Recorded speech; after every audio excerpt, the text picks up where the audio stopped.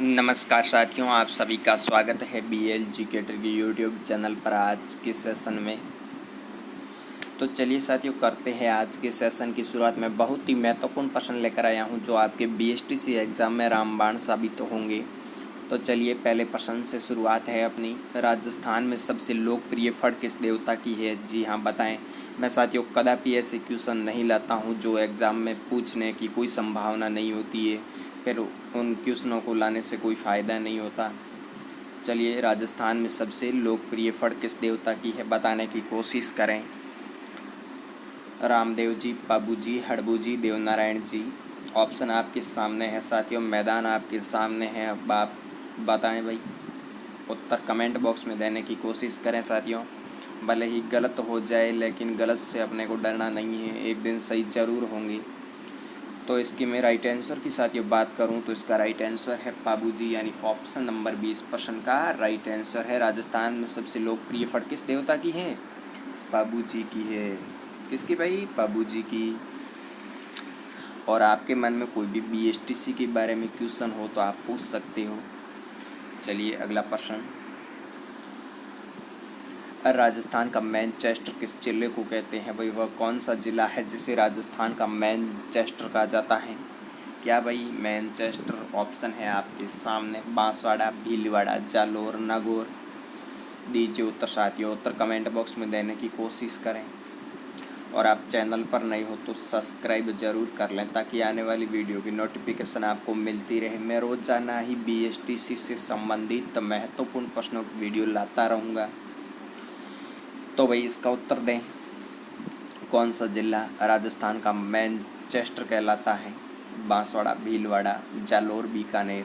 ये साथियों सभी को पता ही है भाई, भीलवाड़ा को राजस्थान का मैनचेस्टर कहते हैं। सामान्य क्वेश्चन है, सामान्य क्वेश्चन ही पूछे जाते हैं। कभी कभार ऐसे क्वेश्चन आते हैं जो अपने से सॉल्व नहीं होते हैं, बाकी होते तो वो सामान्य हैं पर अपने को वो नहीं आते, वो सामान्य क्वेश्चन ही उठाते हैं। चलिए अगले प्रश्न की ओर। ये लो भाई, अगला प्रश्न अपनी स्क्रीन पर है। मैं थोड़ा इसको छोटा कर देता हूँ ताकि आपको दिख सके। ये लो। अब्रक उत्पादन के लिए राजस्थान का कौन सा जिला प्रसिद्ध है? भाई वह कौन सा जिला है जो अब्रक उत्पादन करता है, अब्रक उत्पादन के लिए प्रसिद्ध है? ऑप्शन आपके सामने है साथियों, मैदान आपके सामने है। अब आपको बताना है। जयपुर, डूंगरपुर, भीलवाड़ा, उदयपुर। जयपुर, डूंगरपुर, भीलवाड़ा, उदयपुर। तो साथियों अब्रक उत्पादन की मैं प्रसिद्ध बात करूं तो भीलवाड़ा जिला है। इसका राइट आंसर भीलवाड़ा है। क्या है? भीलवाड़ा। चलिए अगले प्रश्न की ओर। अगला प्रश्न। मैनाल जलप्रपात कहाँ स्थित है? भाई मैनाल जलप्रपात कहाँ स्थित है, कौन से जिले में है? यहाँ पर साथियों बनास, बेडच, मैनाल तीन नदियों का त्रिवेणी संगम होता है। ये कौन से जिले में है बताएं। सिरोही, चित्तौड़गढ़, डूंगरपुर, भीलवाड़ा। ऑप्शन आपके सामने है साथियों। अब उत्तर आने दीजिए, मैं आपके उत्तर का इंतजार करूंगा। अगर मैं साथियों इसके राइट आंसर की बात करूं तो इसका राइट आंसर है भीलवाड़ा, यानी ऑप्शन नंबर डी इसका राइट आंसर है। भीलवाड़ा। भाई भीलवाड़ा में मैनाल जलप्रपात है जहाँ बनास, बेडच, मैनाल तीन नदियों का त्रिवेणी संगम होता है। चलिए अगले प्रश्न की ओर। ये लो भाई, सबसे बड़ा क्वेश्चन।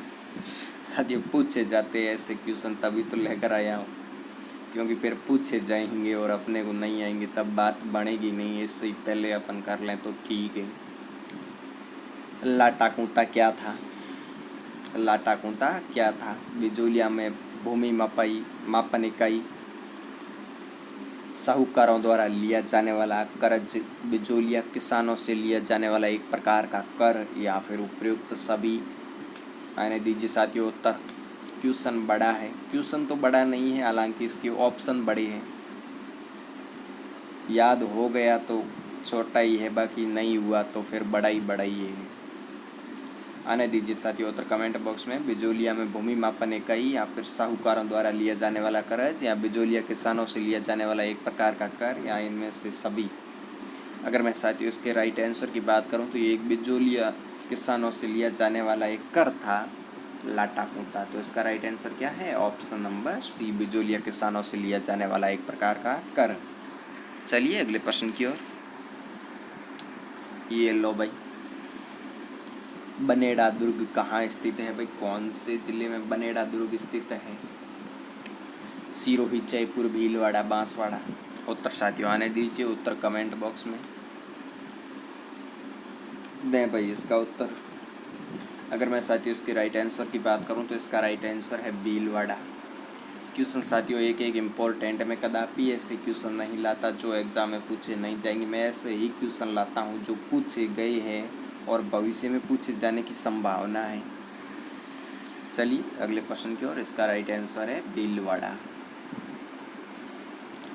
ये लो भाई,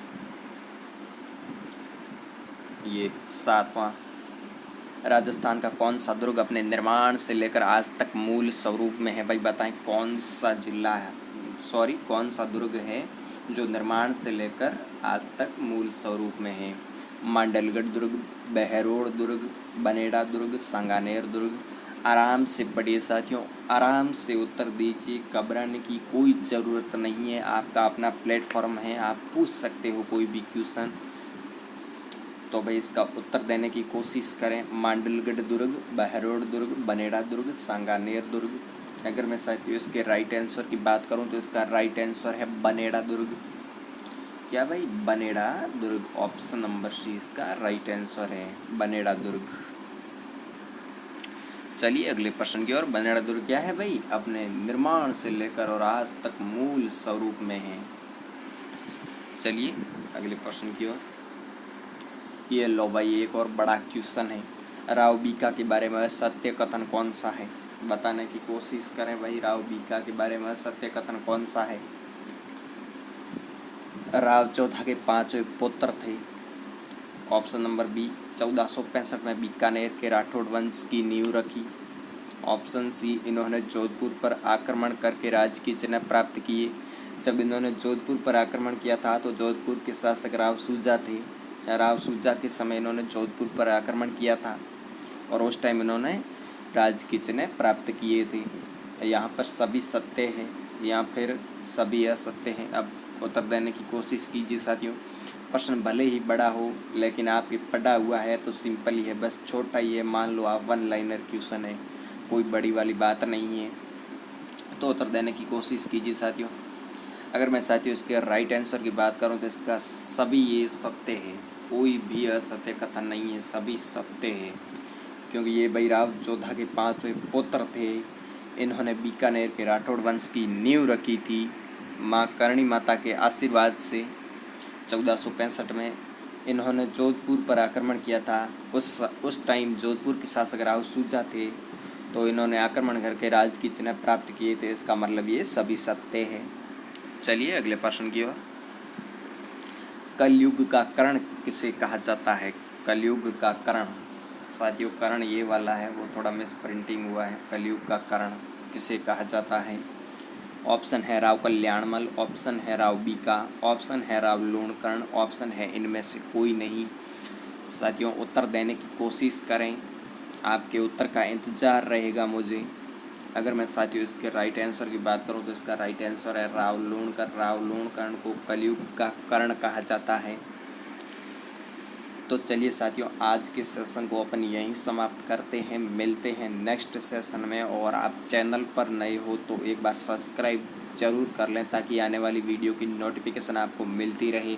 ऑल द बेस्ट, खुश रहिएगा, मस्त रहिएगा।